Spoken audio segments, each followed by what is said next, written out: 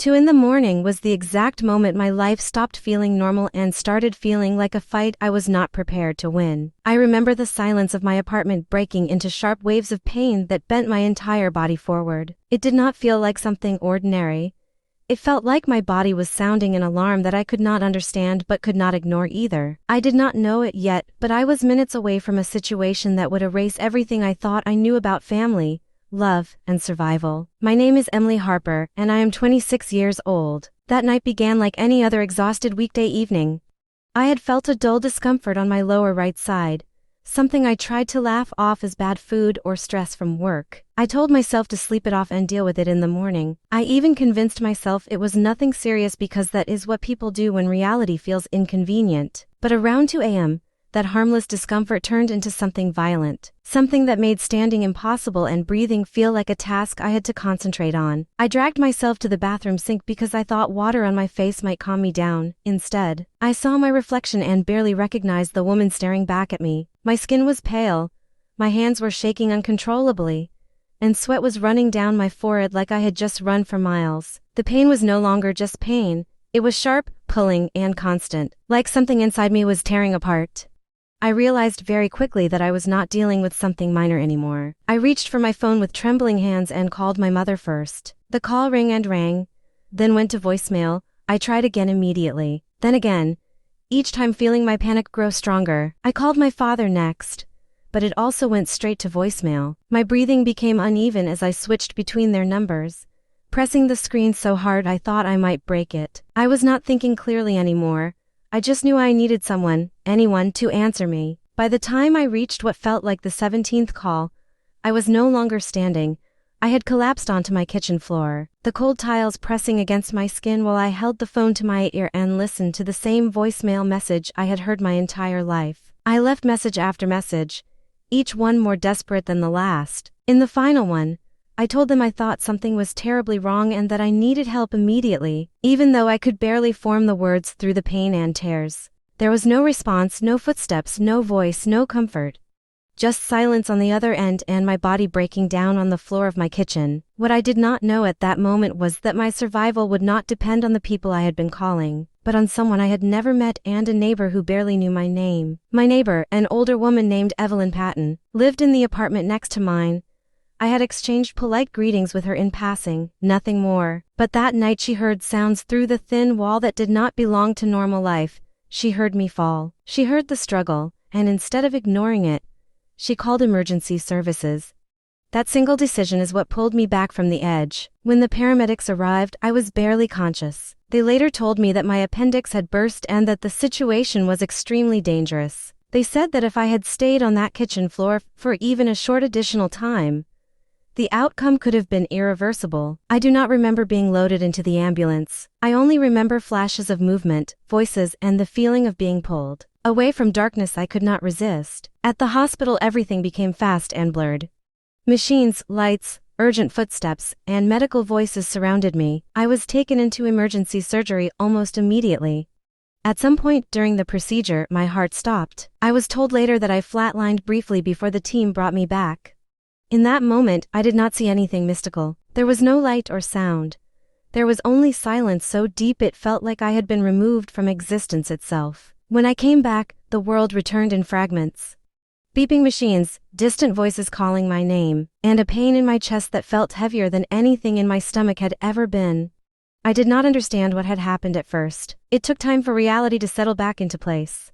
When I finally became aware enough to speak, my first question was simple and fragile. I asked if my parents had come. The nurse hesitated before answering. Her expression told me more than her words did. She explained that emergency contacts had been notified and that someone had indeed arrived at the hospital. Before I could process that, the surgeon entered the room. His name was Dr. Evan Reed, and his calm expression did not match the seriousness in his eyes. When he spoke, I understood that my night was far from over in ways I could not predict. He told me that I had survived a very critical situation and that I was extremely lucky to be alive. I already knew that part. Then he said something that made my mind freeze. He explained that a woman identifying herself as my mother had arrived and attempted to request my early discharge from the hospital. I could not process it at first.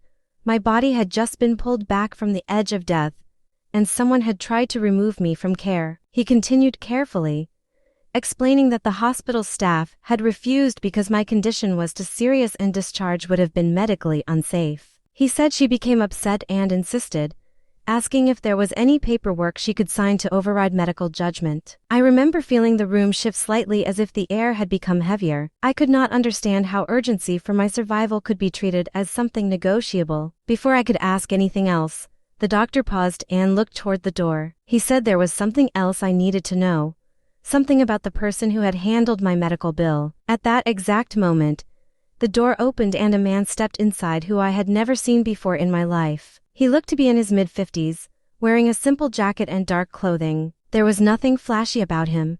He did not look like someone with power or wealth. He looked like someone calm and steady, the kind of person who would sit quietly in a room and observe before speaking. He hesitated slightly as if unsure whether he belonged there, then slowly entered and took a seat beside my bed after the doctor stepped out. When I asked who he was, he introduced himself as William Carter. He explained that he had been at the hospital visiting a family member on another floor when he heard a commotion near the front desk. He saw a woman demanding that I be discharged immediately, stating that a family event needed attention and that everything else could wait. He told me that the hospital staff refused because my condition was critical and I needed close monitoring. He said the woman insisted again, asking if there was any way to sign responsibility away from the hospital. Hearing this from a complete stranger made my stomach tighten in disbelief. It felt unreal that someone could treat a life-threatening situation as something secondary to social plans. William explained that he then asked quietly about my situation. When he learned there was a delay in coverage that could create a financial hold on treatment, he decided to pay the bill immediately so there would be no interruption in my care. He said it simply,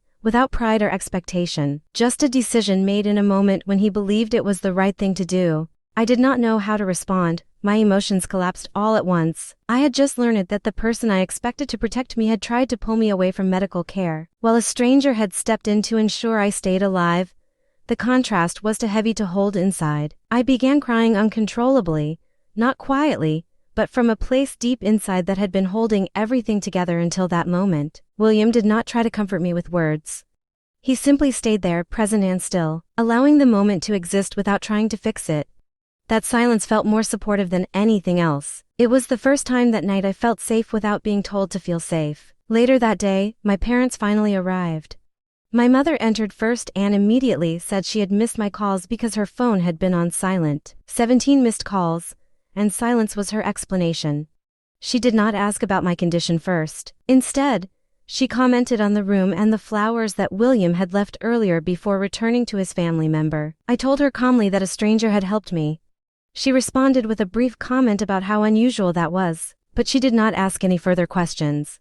My father stood near the doorway the entire time, arms crossed, offering occasional nods but never approaching the bed. Their visit lasted less than an hour before they left to attend to other responsibilities they described as more urgent. After they left, something inside me shifted permanently.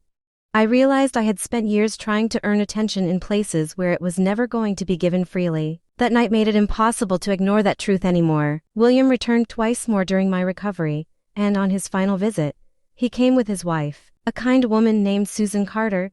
She held my hand gently and told me that I still had people in this world, even if I had not met all of them yet. That sentence stayed with me in a way I cannot fully explain. Before I left the hospital, I learned that William had also formally reported the incident involving attempted discharge to patient advocacy. He never told me directly. He did not need recognition for it. He simply ensured there was a record in case anything had gone wrong. Today I am fully recovered. My relationship with my parents is still something I am learning to understand from a distance I did not expect to need. But I no longer confuse obligation with love. I understand now that presence is louder than blood, and action reveals truth more clearly than words ever will. William and Susan have become part of my life in a way I never expected, not because they replaced anyone, but because they showed up when it mattered most, and that is something I will never forget.